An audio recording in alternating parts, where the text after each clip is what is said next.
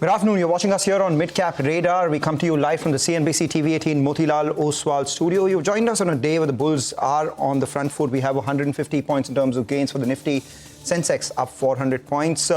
Mildly off highs, but what's doing well is the Midcap Index, around 2/3% higher, 344 points in terms of index. I'm Mangalam Malu, with me Vivek Iyer. Vivek, good afternoon. Good afternoon, Mangalam. Good to see you on the show. And, the advance decline ratio, like you just mentioned, firmly in favor of advances, especially in the last couple of hours of the trading session. The buying activity has seen a step up. We have quite a lot lined up on the show. Let's start off with the top headlines. Stocks step up a little with advances outstripping declines amid continuing uncertainties on trade and tariffs. Realty and healthcare are big gainers, while PSU banks drag. Midcaps surge. Pharma stocks. Lupin, Zydus Life Sciences surge after a US court allows them to expand patent argument scope on Myrbetriq generic. Axis Cap says this reduces financial penalty risk. The one-way rally in Garden Reach Shipbuilders continues. The stock rallies nearly 4% as it signs an MOU with Germany's Constant Raider to construct 4 multi-purpose vessels. The stock has surged over 80% in the last 1 month. PNC Infra share surge over 10% after brokerage firm Nuvama raises target price for the stock. The brokerage also has revised its EPS estimates upwards from improving balance sheet health. Angel One gains over 3% after reporting their May operational update. Gross client addition positive for the second straight month, while market share increases across 3 segments.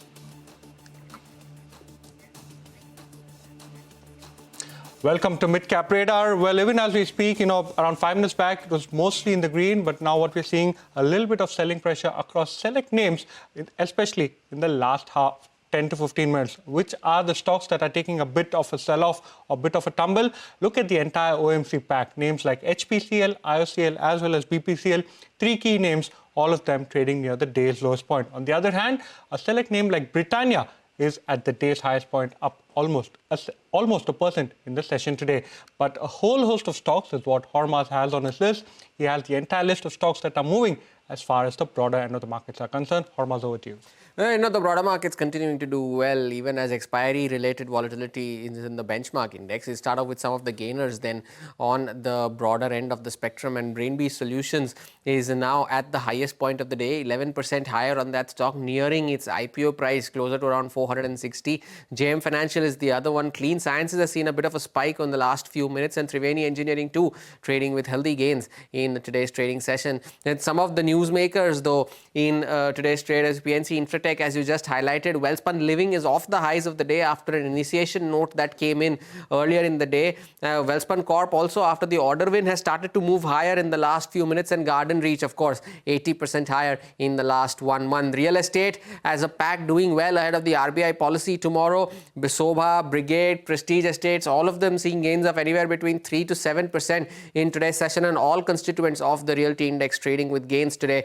On the volumes front, though, the stocks that are moving with JSW Infra now above 300 rupees, 4.5% higher there. Coforge after a positive brokerage note today. Rights and SJVN2 among the PSU pack gaining on healthy volumes. Very few losers though today, and not many of them to talk about. But Techno Electric seeing some profit booking. Chola and Hudco too seeing some selling pressure from higher levels. All of them at the lowest point of the day. Back to you guys. All right, a lot of them at the low point of trade. Meanwhile, we do have DLF, which is surging, and the entire Realty pack as well. Hormaz, thank you so much for that. Let's welcome Vinay Rajani of HDFC Securities for a quick word on the technicals. Vinay, the frontline indices is doing fairly well, no problems there. Individual stocks, what do you have on your radar today? Yeah, good morning. So front lines have started doing well after a long time, but we have to see whether Nifty is closing on above the strong resistance of 24,900 around. So consolidation continues, but stock-specific broader markets are very strong. Small cap, mid caps, and NSE 500 indices have been performing very well. In fact, we can see the fresh breakout on the NSE 500 index. So there is a good trading market. There are sector rotation, real estate, PSU banks, many financial stocks also performing well. So yes, it is a very good market for the traders if you choose the right stock. So though Nifty is consolidating, but broader markets are very strong. And as far as stocks are concerned, as we have been discussing, this real estate stocks are looking very strong. And Lodha, the macro tech developer, is looking very strong on the chart. So that can be looked at for the short-term trading around 1474. I would suggest a trading stop loss at 1450. On the upside, we can expect a target of 1520. The second pick I would take is the Nifty stock, recently entered Nifty stock Trend. So Trend is looking very strong with a volume breakout as it is going up. So Trend around 5700 can be traded long. 5600 should be the stop loss. On the upside, I'm expecting a target of 5900. So overall, stock specific market is there and we should utilize this opportunity. Well, thank you so much for joining us, giving us a sense of market technical levels as well as the individual stock picks. Thank you once again. Well, moving on, very important development. Sources tell CNBC-TV18 that the government and industry are considering alternatives after China stops supply of rare earth magnet. Parikshit joins in with more details. Well, we're learning that this issue of Chinese restriction on supply of rare earth magnets is getting the attention of top-level officials in the government. We believe that officials in the Prime Minister's office, the Ministry of Heavy Industries, the Ministry of External Affairs and the Ministry of Commerce are all looking into ways how the Indian industry could be helped at this hour and also chalking out a strategy to take up the issue with the Chinese government.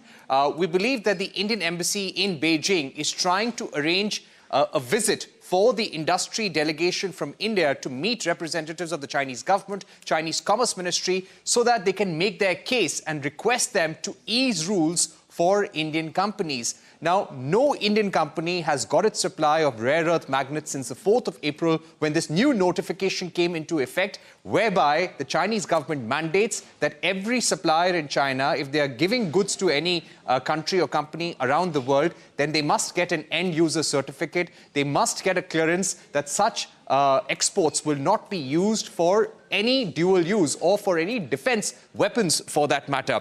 So we're told that India is one of those nations which has literally not received any rare earth magnets since the 4th of April. What could possibly be done?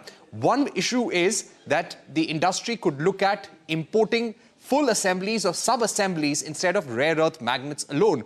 The government is considering such a proposal, but it would also involve tweaking quality control orders and also criteria of the FAME PM E-Drive scheme and also the PLI schemes, because all of them have a domestic value addition criteria, and importing sub-assemblies would mean companies will not be able to qualify for these local schemes. So all that criteria will have to be worked out. There might be re-engineering that industry might have to do. There will have to be re-approvals, revalidation, retesting. So it's quite a long process. But one option is importing sub-assemblies. Number two, importing from third countries. This can be done if there is a supplier who has a pre-existing inventory of rare earth magnets that we need. But that will have to be seen if such inventory is available, what will be the cost involved, and whether such suppliers are willing to provide magnets to India in this situation. Third is staggering production. Those companies which have inventory may want to stagger production over the next few months, reduce sales, but continue to keep them going. And those which have very low running stock of rare earth magnets, they may be staring at a full halt to production in June or at the most in the month of July. Right, Parikshit, thanks a lot for that. So that's about the rare earth, minerals and the Chinese hold on that. Let's keep an eye out on Angel One, which has moved to the high point of trade after reporting their May monthly updates. Capital markets, or capital market plays doing fairly well. But as we slip into a short break, we are fairly excited to unveil a brand new global business news channel, the all-new CNBC-TV18 Prime. Once a week, deep dive into a new industry. That's what we do. A new technology or a new segment. And this week, the spotlight is on India's drone manufacturing ecosystem. Tune into CNBC TV18 Prime at 11:30 every Friday on The Frontier.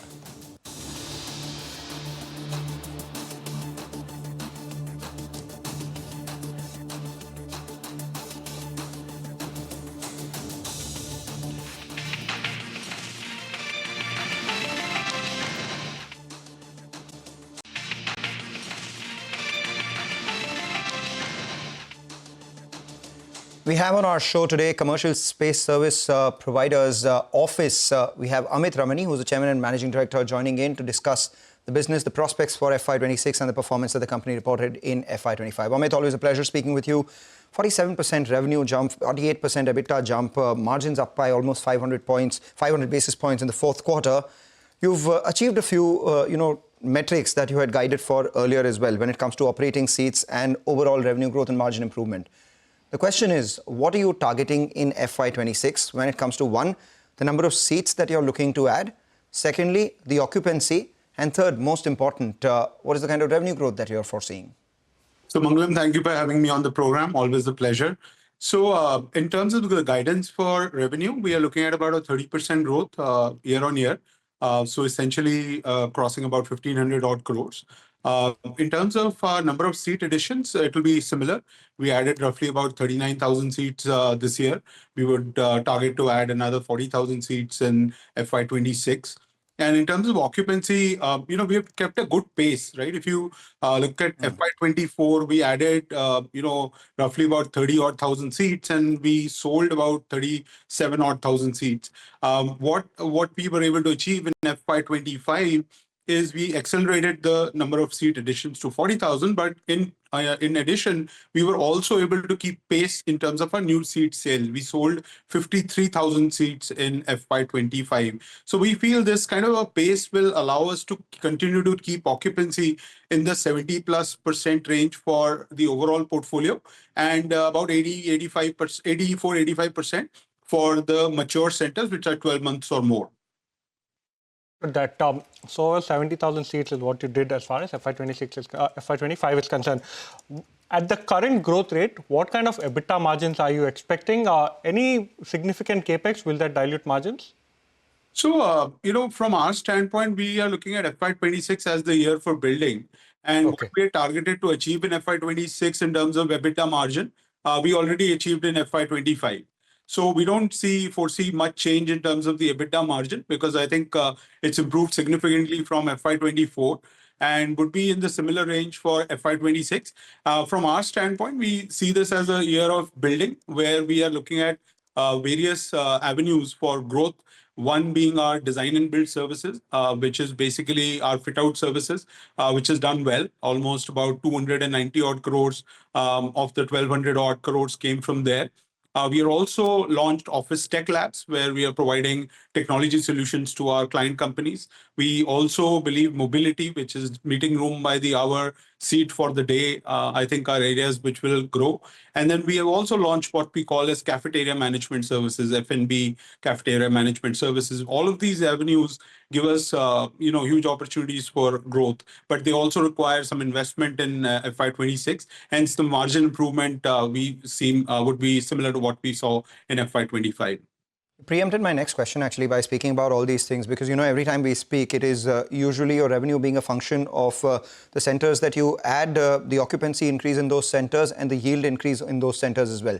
The fourth dimension for revenue increase for you would obviously be these value-added services, ancillary services, so to say, that you provide, which includes mobility, F&B, and the other, meeting by the hour, piecemeal sort of projects that you're doing. If you could club all of that together and tell us, what proportion of your revenue comes in from these and what is your ultimate target here and by when? So Mangalam, if you look at, design and build, that today is almost 25% of our revenue today, right? So I think that will continue to remain in that broad range because I think we believe there is a strong opportunity to be created with the level of growth that we are seeing in the Indian commercial real estate market. We feel very strongly about the design and build services and we have built extreme leadership strength in that category. The other services is what we call under the allied infrastructure, allied services. And that piece of it, I think, are creating their own target markets by itself, right? I mean, if you look at cafeteria management, that itself is a 10,000 crore market. If you look at, the tech part of it, that's another 10,000 crores. If you look at design and build, that's another 14,000 crores. So what we are trying to do is we are trying to move from just being a real estate play where we are providing co-working and managed office to being a platform that essentially allows us to offer these services to the same commercial workplace user. Is the same decision maker for all of these services that I mentioned here. And our intent is that all of them become verticals on their own in the next 2 to 3 year time frame. So what would the size of these verticals be? And, because it's the same customer you're upselling it to, the yields per square feet will also increase. What are you targeting on that? Give us those metrics. So, Mangla, without commenting on specific numbers, because, obviously we have not disclosed it to the market. That's why we want you to disclose it, right? That's what the street wants. No. So, I mean, from that standpoint, I think we would do that probably in the next couple of quarters, because I think these avenues we are just starting to build. It's hard to give hard numbers on it, but these are some things that we will invest in FY26, and we will see reap their benefits in FY27 and 28. So maybe in the next couple of quarters, we will be able to give you more clarity. Amit, a couple of questions. I request you to keep your answer a bit brief. Number one, in terms of the existing clientele, are any of the contracts up for renegotiation, and what is the renegotiation price trend? Is it inching higher? Secondly, looking to increase prices across the portfolio, what will be the realization trend for FY26? Yeah, so the realization trend has been approximately 5% year on year, which we have continued to maintain over the last 3-4 years. And in terms of when it's the renegotiation happens, I think it's a segment of obviously the micro market that we exist in. If the micro market has seen base rentals going up, then clearly we also get that upside when we renegotiate the contract. And what is the current trend across your key geographies? So approximately, I would say 5% average year on year.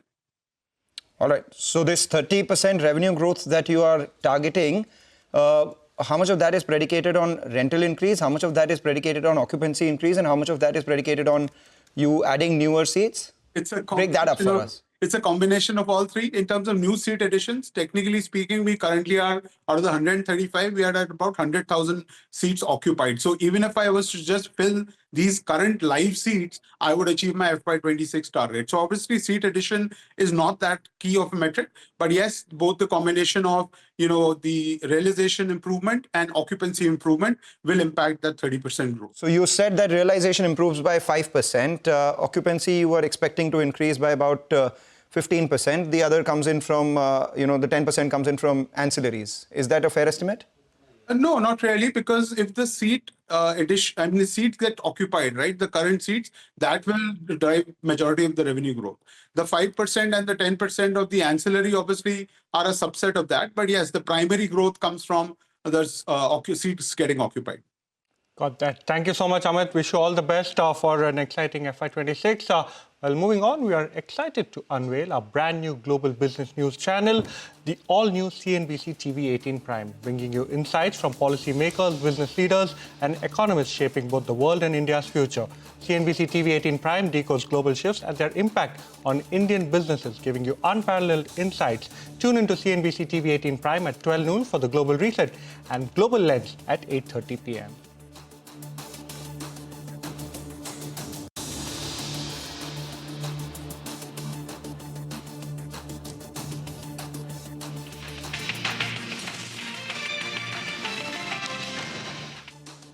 How you came back. Welcome back. The Nifty has come off the highs. It's still sitting with a gain of almost 120 points, but that's where it was between 11 and 12 as well. After, hitting highs a little closer to 24,900, the Nifty has seen a bit of a sell-off. Currently down about 150 points from the highs. And the biggest reason for that, there are two. One is that the Nifty Bank's, underperformance has continued to maintain. And the Nifty Bank is just about moving into the red. That's largely on account of a couple of these large banks. We have Axis Bank, which is at the low point of trade. And the other, that we saw an interim spike in all the IT stocks. Those are selling off right now as well. Case in point, TCS, that's moved to the low point of trade. Pull up the IT index, and that tells you that there has been some sell-off from there itself. But that's not stopping some of the broader market stocks from gaining. And we have Cochin Shipyard that continues to do extremely well from lows. It's nearly doubled and currently sitting with a gain of 11%. And most of them have come by in just the last 20 minutes with volumes picking up on this. But with that, we are out of time on this edition of Midcap Radar from Vivek and me. Thank you so much for watching, but stay tuned to CNBC TV18 Mutual Fund Corner when we return.